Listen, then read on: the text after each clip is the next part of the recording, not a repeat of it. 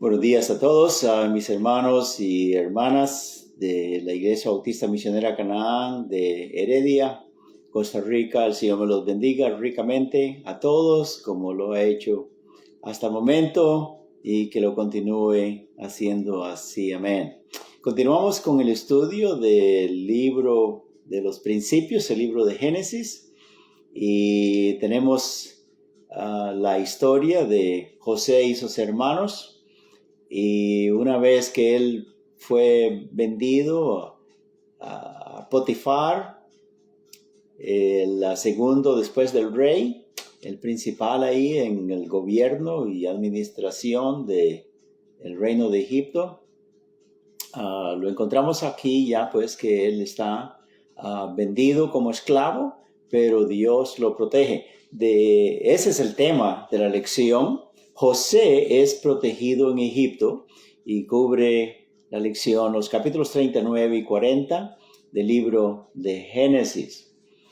La aplicación de este segmento de la Santas Escrituras, la Santa Biblia, es que el estudiante concluirá que debe de ser fiel a la verdad aún al ser maltratado, aún siendo maltratado, aunque tenga que sufrir por ello. El Hijo de Dios debe ser fiel a la palabra de Dios y sumiso a ella. El versículo clave es el 39 de Génesis, verso 2, donde dice: Mas Jehová estaba con José y fue varón próspero y estaba en la casa de su amo, el egipcio. Qué bonito pasaje, ¿verdad? A pesar de la mala situación en que se encontraba, dice la palabra de Dios, que Jehová estaba con él. Qué bonito es cuando confiados en el Señor, no importa la adversidad y los turbiones de la vida y las angustias y todo lo demás, qué bonito es que tengamos siempre la convicción de que el Señor nos va a sacar del apuro, de la aflicción, de alguna manera nos va a dar la victoria. Y José era el objeto del amor de Dios ahí en esa situación. Y nosotros somos también objetos del amor de Dios también. En los primeros versículos, dice acá, en el capítulo 39, versos 1 al 4, llevado pues José a Egipto, Potifar, oficial de Faraón, capitán de la guardia, varón egipcio, lo compró de los ismaelitas que lo habían llevado allá. Mas Jehová estaba con José, y fue varón próspero, y estaba en la casa de su amo, el egipcio. Y vio su amo que Jehová estaba con él, y que todo lo que él hacía, Jehová lo hacía prosperar en su mano. Así halló José gracia en sus ojos, y le servía. Y él le hizo mayordomo de su casa, y entregó en su poder todo lo que tenía. Qué bendición más grande, qué precioso es este resultado que miramos acá, como más bien los hermanos, según ellos, se habían deshecho de él, ya nunca más lo verían, ya nunca más serían atormentados por él con sus sueños y con el cariño especial que le tenía a su padre, por lo cual estaban celosos y llenos de envidia y llenos de inquina, de mala voluntad hacia él. ¡Ay, qué alivio! ¿Verdad? Pero la verdad es que ellos no tenían alivio, estaban atormentados porque miraban a su padre llorando todos los días y diciendo él: no pueden consolarme, así me iré a la tumba con angustia de mi hijo José, que quizá alguna fiera del campo lo despedazó.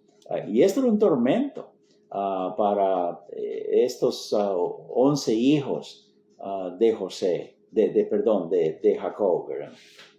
Pero en medio de toda esa situación, dice la palabra de Dios que Dios estaba con él. Hermanos, necesitamos mirar acá que no es para menos que Dios estuviera con él. Dios lo estaba inclusive premiando por su actitud que él tenía. Este muchacho joven de 17 años de edad y en su tiempo de adolescencia, no importa que sus hermanos lo odiaban, no querían estar con él, no podían hablarle pacíficamente, solo a regañadas y malas respuestas, mal genio. Pero José no tenía espíritu como de venganza, de desquitarse con ellos de ninguna manera. Él los amaba, él amaba a su padre José, él amaba a Dios y amaba a ellos también, a pesar de que eran tan malos con él. Imitemos a José, seamos así, ese es lo que quiere la palabra de Dios, que seamos así, ¿verdad? Así como Dios nos ama a nosotros, que no merecemos ser amados, que somos malos, y deja salir su sol sobre buenos y malos, y deja descender la lluvia sobre justos e injustos, siendo tan pecadores, siendo tan indignos, por su gracia, por su amor. Cristo Jesús vino inclusive para morir por nosotros y ser nuestro sustituto y salvarnos del infierno, de la condenación. Hermanos, qué precioso es esto. Dios quiere que amemos así también, ¿verdad? En Romanos capítulo 12, en el verso, miramos aquí, leamos en el verso 14, en el verso 14 que dice, bendecid a los que os persiguen. Bendecid a los que os persiguen, bendecid y no maldigáis. No tenemos registro en los capítulos anteriores que hemos leído, cuando ellos lo echaron en el pozo, que estaba sin agua, estaba vacío. La idea de ellos era dejarlo ahí, que se muriera, y posiblemente echarle tierra al pozo y dejarlo sepultado ahí. Pero no lo miramos que él dijera malas palabras, amenazas, ni nada así por el estilo, ¿verdad? Y lo que es lo natural, más bien la palabra de Dios nos dice en Génesis capítulo 42, vamos a ir ahí, que esto es un poco ya más adelante, ¿verdad? Del capítulo 40, que cubre la lección, pero es importante leer aquí una nota en el verso 21 y 22. Cuando ellos se miraban ya intrigados con esta actitud de José con ellos, y al saber que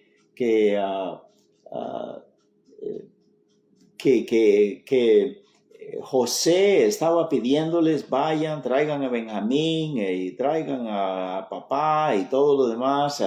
Ellos ya se sentían atormentados por estas cosas. Y dice en el verso 21 de Génesis 42, y decían el uno al otro, verdaderamente hemos pecado contra nuestro hermano, pues vemos la angustia de su alma. Dice, pues vimos el pasado, ¿verdad? Esto sucedió 20 años atrás. Vimos la angustia de su alma cuando nos rogaba. Mire qué interesante. Cuando él estaba en el hueco, estaba rogándoles a ellos y dice, y no le escuchamos. Por eso ha venido sobre nosotros esta angustia, este tormento, esta acusación de nuestra conciencia, este peso que está sobre nosotros porque no pusimos atención al ruego.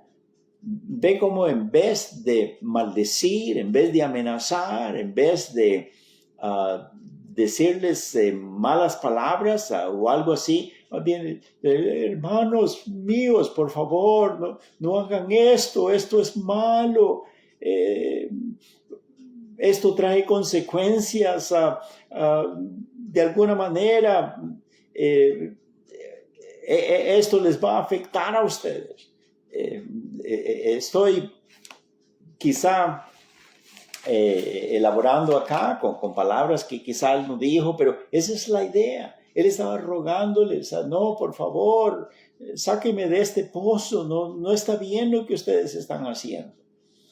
Él se imaginaba la angustia, el dolor que le iba a causar a su padre y a ellos mismos también. Pero él está manifestando aquí amor, está manifestando con esta exhortación que no lleven a cabo ese plan tan malvado, porque ellos se van a perjudicar.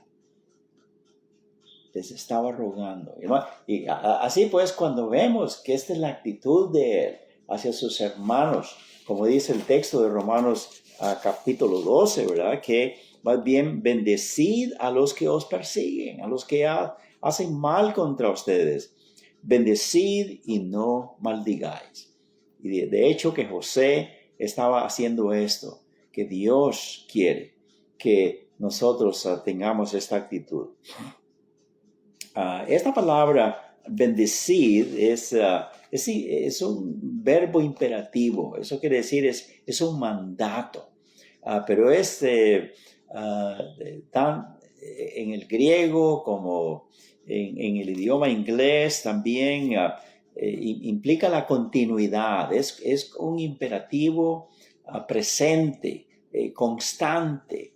Es como algo que implica un acto habitual, que sea así todo el tiempo, no nada más de vez en cuando, ¿verdad? Esporádicamente. Pero Dios quiere, digamos, ese espíritu que sea regular en nosotros cada vez que alguien nos quiere hacer un mal, que más bien le deseemos un bien, que no venga el pensamiento ningún tipo de venganza o deseo de que algo malo le ocurra a la persona, ¿verdad? Siguiendo más adelante, nuestro verso dice, verso 17 de Romanos, no paguéis a nadie mal por mal, procurad lo bueno delante de todos los hombres. Y dice también el verso 19 hasta el 21, no os venguéis vosotros mismos, amados míos, sino dejad lugar a la ira de Dios, porque escrito está, a mí es la venganza y yo pagaré, dice el Señor. Así que si tu enemigo tuviere hambre, dale de comer, si tiene sed, dale de beber, pues haciendo estas cosas, dice, ascuas de fuego amontonará sobre su cabeza. No seáis vencidos de lo malo, sino vence con el bien el mal. Aquí tenemos un ejemplo bien reluciente en la personalidad de este joven, de José. Y como él hizo esto, Dios por eso lo bendijo. El éxito que tenía, la asistencia de Dios en su vida, era un elemento que Dios quería cuidar y proteger porque él tenía grandes planes. Y el muchacho se prestaba para eso, ¿verdad? Prestémonos a Dios también, así nosotros, con esta actitud, ¿verdad? No vengativa, no maliciosa, pero más bien espíritu de bondad, de perdón, lleno de esperanza, de que la persona va a cambiar, que Dios lo va a cambiar, así como lo hace con nosotros, también con los demás. Amén. Esta palabra, ascuas de fuego, amontonará sobre su cabeza. Es que esta actitud más bien de bondad, de gentileza, en vez de hostilidad, en vez de represalias contra la otra persona, entonces eso le atormenta su alma, eso le quema en la conciencia. Es lo que dice el texto aquí, ascuas de fuego. Ascuas quiere decir como brasas. Carbones encendidos que tiene en su cabeza, en su mente, en su pensamiento constantemente quemándole. Y lo que Dios quiere es que esta persona llegue a arrepentirse, que se sienta mal. ¿Cómo es posible que yo le hago tanto mal a esta persona? Digo calumnias contra él, me cae mal, él lo sabe y sin embargo él se porta tan bien conmigo. Me invita a la iglesia, me da algún texto de la Biblia, me habla de Dios. ¿Cómo es posible? Dice, amontonarás ascuas de fuego sobre su cabeza. ¿Y sabe qué, hermano? A veces, aunque tengamos esa actitud, muchas veces no necesariamente tenemos una palabra de gratitud o miramos algún cambio en el individuo o la persona con quien estamos pagándole bien por mal. Y entonces queremos hasta cansarnos y botar la toalla. No va a cambiar, no le importa, no agradece. Pero hay un texto bonito en la palabra de Dios en que no importa cuál sea el resultado, si es el positivo de que cambia, amén. Eso es lo que el Señor quiere. Si no es así, amén también. Mira lo que dice en Proverbios 25, 21 y 22. El Proverbio 25, de hecho que el apóstol Pablo tomó este texto de ahí, de los Proverbios, ¿verdad? Ya Salomón había dicho estas mismas palabras, pero Salomón añade algo que el apóstol Pablo no nos da, ¿verdad? Pero no importa, no es que tengamos que criticar al apóstol Pablo, pero eso es lo que dice la palabra de Dios. Delante de 2 o 3 testigos conste toda palabra, todo el pensamiento, toda la idea se encuentra cuando los dos escritores los ponemos juntos, ¿verdad? Dice acá en el verso 21 de Proverbios 25, si el que te aborrece tuviere hambre, dale de comer. Si tuviere sed, dale de beber agua. Porque ascuas amontonarás sobre su cabeza y Jehová te lo pagará. Qué lindo esto, ¿verdad? Y Jehová te lo pagará. Si él no va a cambiar, si él va a seguir así igual, con mala intención contra usted, mi hermano, mi hermana, no importa, no se desanime. Usted siga orando por esa persona, sígale haciéndole el bien y déjelo en las manos del Señor. Y si él no cambia, pues allá él, ¿verdad? Pero dice la palabra de Dios que si la recompensa no la recibe aquí de manos de esa persona, el Señor de todas maneras le va a dar a usted crédito por ello, se lo va a aprobar y Dios de alguna manera lo va a recompensar. Qué bonito es, ¿verdad? Y esta es la actitud pues que miramos en José y dice la palabra de Dios pues que nosotros imitemos a José, ¿verdad? Si queremos tener éxito en la vida, queremos que Dios también nos bendiga todo lo que hacemos, así como José, no importa las adversidades de la vida, entonces estemos dispuestos a emular a estos hombres de Dios, ¿verdad? Amén. Otra cosa más, porque él fue exitoso en su vida es porque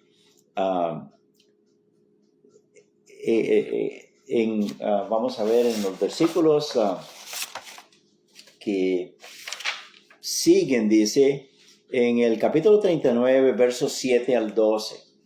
Aconteció después de esto que la mujer de su amo puso sus ojos en José y dijo, duerme conmigo. Y él no quiso y dijo a la mujer de su amo, he aquí que mi señor no se preocupa conmigo de lo que hay en casa y ha puesto en mi mano todo lo que tiene. Él me tiene toda la confianza del mundo. No hay otro mayor que yo en esta casa. Soy el más elevado entre todos sus demás siervos acá. Y ninguna cosa me ha reservado sino a ti, por cuanto tú eres su mujer. ¿Cómo pues haría yo este gran mal y pecaría contra mi Dios. Y hablando ella a José cada día, y no escuchándola él, para acostarse al lado de ella, para estar con ella. Aconteció que entró él un día en casa para hacer su trabajo, y no había nadie de los de casa allí. Y ella lo asió por su ropa, diciendo, duerme conmigo. Entonces él dejó su ropa en las manos de ella, y huyó y salió. Aquí podemos mirar otra actitud digna de imitarse de parte de José, ¿verdad? Así como no tenía inclinación para vengarse, así como tenía paciencia con los demás y era muy buena persona y confiando que los demás iban a cambiar o que iban a dejar de estar actuando malvadamente, así también él era una persona con autocontrol, con disciplina. Moralmente era limpio, quería mantenerse limpio, íntegro delante del Señor. Pero, ¿qué es lo que pasa? Aunque tú no andes buscando el pecado te buscará a ti. Puede hacer que querramos estar actuando honestamente, correctamente, limpiamente delante de nuestro Dios, pero el pecado, dice la palabra de Dios, que no duerme, sino hasta que hace caer. Así pues que aquí tenemos una confrontación bastante delicada de este joven José, que es tan ejemplar, pero ahí estaba el diablo, ahí estaba la tentación acosándolo. La poligamia, la promiscuidad sexual era muy común y es muy común todavía en muchos países donde se practica la idolatría. La idolatría y la inmoralidad son como hermanas gemelas, pero ellas siempre andan juntas. La inmoralidad conduce a la idolatría y también la idolatría a la inmoralidad. En esta situación acá, Potifar era su amo, era su jefe, era su patrón, le tenía toda la confianza para que administrara todos los negocios ahí en la casa, y él por supuesto tenía toda la libertad de entrar y salir en ese palacio, en ese lugar, ¿verdad? En esa casa posiblemente muy lujosa. Potifar era bastante rico y su esposa, por supuesto, es su ama, es la ama de José, es la patrona, es la reina de ese lugar. Y como es de una posición tan elevada y José es simplemente un esclavo, un siervo, pues ella se sentía con todo derecho de pedir lo que se le ocurriera y de acuerdo inclusive a la ley, a las reglas de la casa, era de que pues un esclavo tiene que obedecer lo que su amo o lo que su ama le pida o le demande. Ella posiblemente daba por sentado que este muchacho tenía que hacer eso, pero más bien le sorprendió que él dijera que no. Y mire, hermanos, que este joven, la razón fuerte por la que él evitó ser seducido es porque dice, ¿cómo pues haría yo esta gran maldad, este gran pecado contra mi patrón, contra ti, contra mí mismo y contra mi Dios? Son dos cosas acá, ¿verdad? No quería él cometer semejante pecado contra su patrón que le había dado tanta confianza, ni con su Dios. Estas dos cosas es lo que a nosotros como hijos de Dios nos va a hacer a recapacitar y nos va a ayudar a evitar pecar, sucumbir ante esta tentación. Por eso dice, en mi corazón he guardado tus dichos para no pecar contra ti. Aquí la palabra de Dios es la que nos va a dar la fuerza para decir no al pecado. Ahora, el pecado de adulterio, pecado de fornicación, o promiscuidad, inmoralidad sexual, es algo que está abundante en nuestros tiempos, en nuestras sociedades actuales. Es horrible, ¿verdad? Todo lo que está sucediendo, cómo estamos invadidos, bombardeados con inmoralidad por todas partes. Ya no se puede mirar nada en televisión o en las canciones o en las conversaciones de la gente en que no esté todo eso teñido con inmoralidad.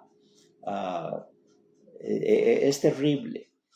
Así estaban en ese tiempo.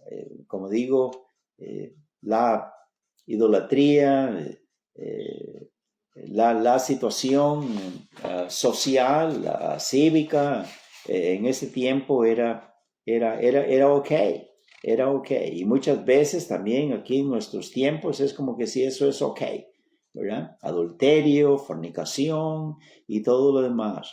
Pero, ¿qué dice la palabra de Dios? Mire lo que dice en Mateo capítulo 5, versos 27 al 28. El Señor Jesucristo nos dice acá que no hasta que un hombre o una mujer vayan a la cama y tengan cópula sexual, que entonces ya cometieron adulterio. No, antes de eso, para nosotros los hijos de Dios, el Señor Jesucristo nos hace una advertencia que dice aquí en Mateo 5, 27 al 28. Oíste que fue dicho, no cometerás adulterio. Pero yo os digo que cualquiera que mira a una mujer para codiciarla, ya adulteró con ella en su corazón. Por tanto, si tu ojo derecho te es ocasión de caer, sácalo y échalo de ti, pues mejor te es que se pierda uno de tus miembros y no que todo tu cuerpo sea echado al infierno. Este mandamiento es para nosotros los hombres, pero también incluye a la mujer, porque precisamente esto es lo que estaba sucediendo con esta mujer. Ella ya estaba cometiendo delante de Dios adulterio, deseando a este joven José llevarlo a la cama y en su pensamiento, el tenerlo ya en sus brazos,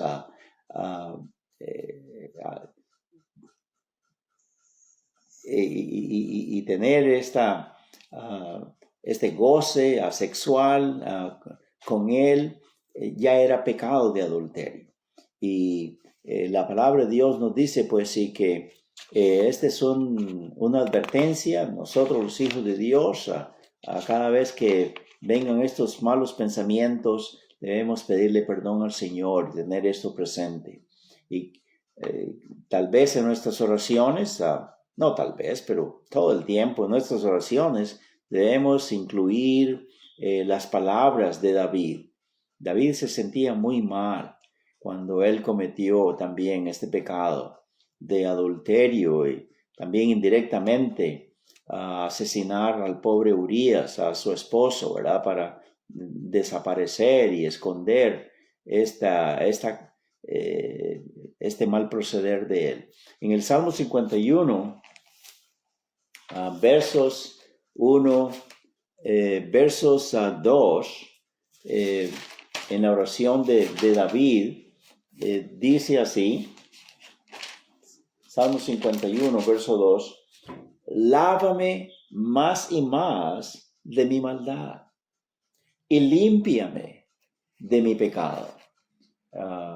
Ese pensamiento, pues, que ya puede estar ahí en la mente, en la tentación, por estar todavía nosotros, aunque seamos redimidos, salvos eternamente, pero vivimos en un cuerpo todavía pecaminosa, nuestra naturaleza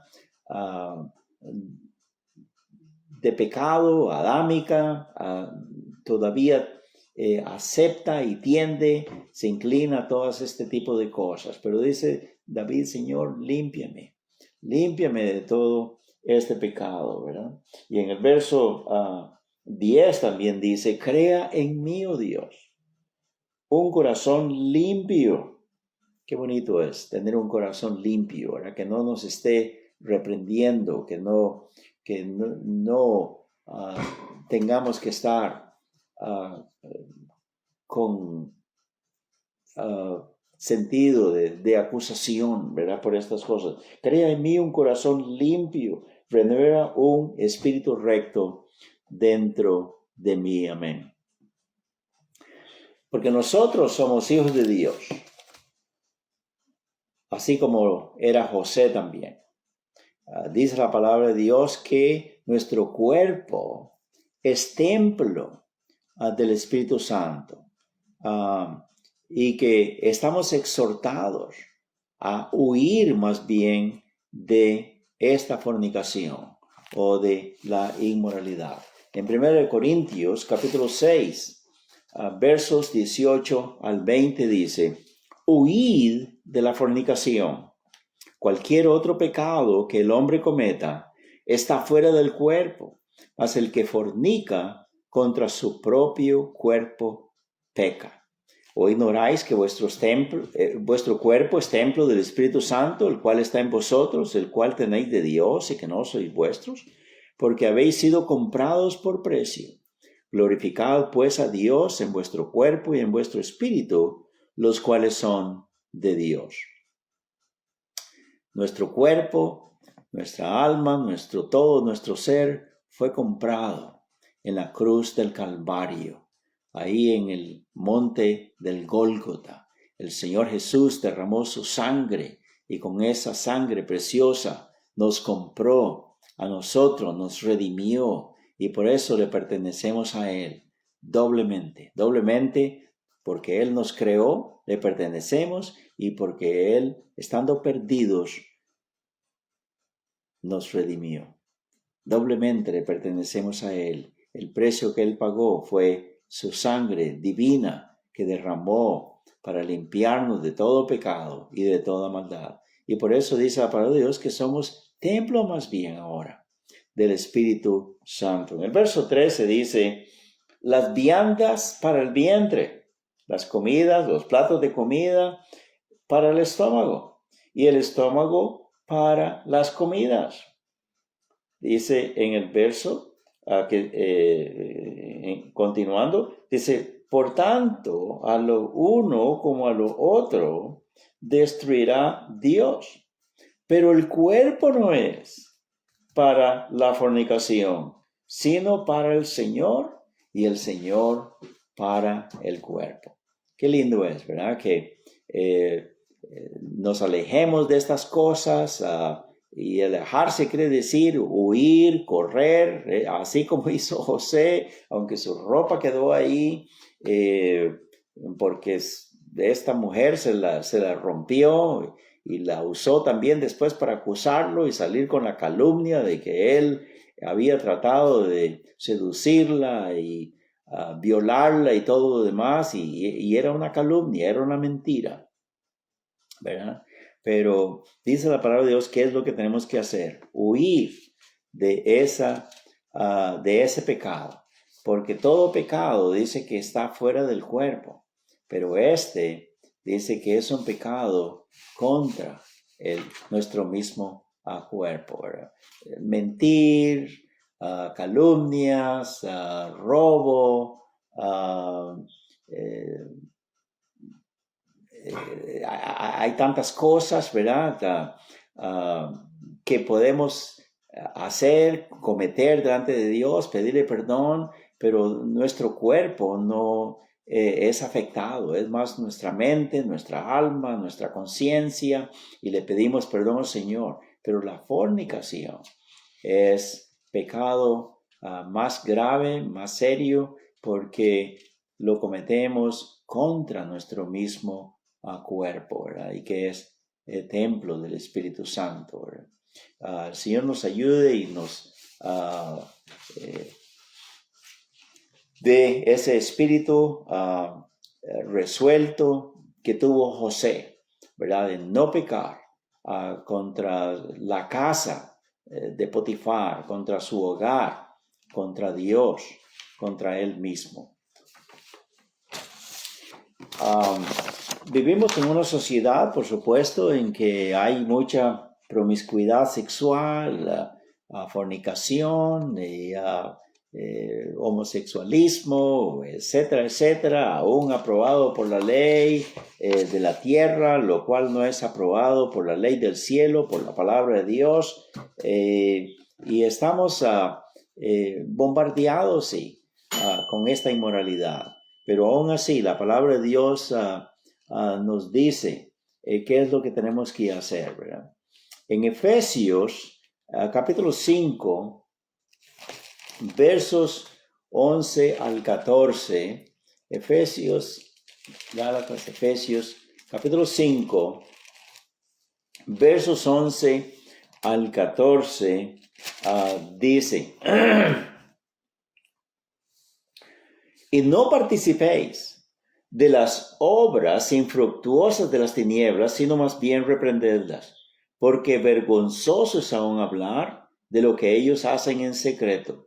Mas todas las cosas, cuando son puestas en evidencia por la luz, son hechas manifiestas, porque la luz es lo que manifiesta todo. Por lo cual, dice la Escritura: despiértate tú que duermes, levántate de los muertos, y te alumbrará Cristo. Amén. Estos versículos claramente nos están diciendo, hermanos, sí, que si los demás están viviendo como viven, los jóvenes ahora viviendo por su promiscuidad sexual, la liberación y todo lo demás, viven juntos, muchachos y muchachas, como que si estuvieran casados. Dice la palabra de Dios acá que por no casarse, por no buscar la aprobación de Dios en estas uniones, dice que no participemos de esas cosas, que no estemos de acuerdo, pero que más bien reprendamos esas cosas. Hermanos, aún en nuestras familias, a nuestros jóvenes, nuestros hijos, nuestros nietos, están imitando al mundo, aunque se hacen llamar hijos de Dios, se hacen llamar cristianos y todo, pero hermanos, debemos desaprobar y denunciar estas cosas. No debemos de condonarlas, pero más bien condenarlas, ¿verdad? No debemos proveer casa, no debemos proveer un cuarto en nuestra casa, carro, comida, gasolina, ni ninguna otra cosa, dinero, para apoyar este tipo de conducta, ¿verdad? Dice la palabra de Dios más bien que estemos constantemente arrojando la luz de la palabra de Dios sobre estas cosas, ¿verdad? Y a ver si acaso llega a efectuarse esto que dice la palabra de Dios: despiértate a tú que duermes y levántate de los muertos y te alumbrará Cristo. Hermanos, nuestros jóvenes necesitan saber si que esto es fornicación, si no están casados, no tienen derecho, no deben de andar con este tipo de actitud, ¿verdad? Es condenable, es desaprobada. No pueden ser miembros en la casa de Dios, en la iglesia, y andar con este tipo de actitud. Y nosotros los padres, nosotros los abuelos, somos los que estamos llamados por Dios para reprender este tipo de cosas. Amén. Otra cosa es el proveer a nuestros hijos, a nuestros nietos con celulares, computadoras, televisores, y que puedan estar en su propio cuarto ahí encerrados, hasta le ponen llave a las puertas porque quieren estar en privacidad con todo este tipo. Es completamente incorrecto, es completamente incorrecto. Debemos de supervisar si es que van a tener este tipo de instrumentos porque las tareas de la escuela o por alguna otra cosa, para que se entretengan viendo alguna fábula o algo así. Hay que estar supervisando estas cosas, dejarlos completamente en libertad de que dispongan de eso a la hora que quieran y en la noche, y estamos dormidos y no nos damos cuenta ni que lo que están haciendo o viendo o con quién se están comunicando. Hermanos, esto es horrible, esto es completamente equivocado.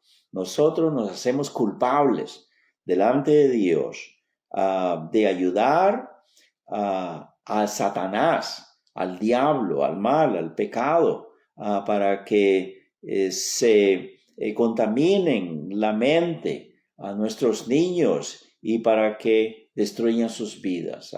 Qué horrible, hermano. Nosotros mismos tenemos culpa de eso. En 1 Corintios capítulo 15, verso 33, dice la palabra de Dios: no erréis, no se equivoquen, no sean tontitos, dice la palabra de Dios. Las malas comunicaciones corrompen las buenas costumbres. Hermanos, las buenas costumbres es tener una mente limpia, una mente inocente a nuestros niños, nuestros adolescentes. Así es como Dios los ha creado. Pero el mundo está bombardeándoles con todas estas inmundicias, toda esta sociedad de pornografía, de malas palabras y tantas cosas que nosotros debemos de evitar y debemos de estar constantemente controlando. Amén. Hermanos, por eso es que Dios estaba con José, porque él honraba al Señor, siendo íntegro, siendo honesto, siendo de buena casta, de buena conducta, y Dios lo premiaba. Que el Señor también nos premie a nosotros, pero seamos así como nuestro hermano José. Dios me los bendiga, mis hermanos, y vamos a seguir estudiando. La próxima lección es sobre el capítulo 41 hasta el 45, las provisiones providenciales para Israel. El Señor bendiga ricamente. Amén. Buenos días.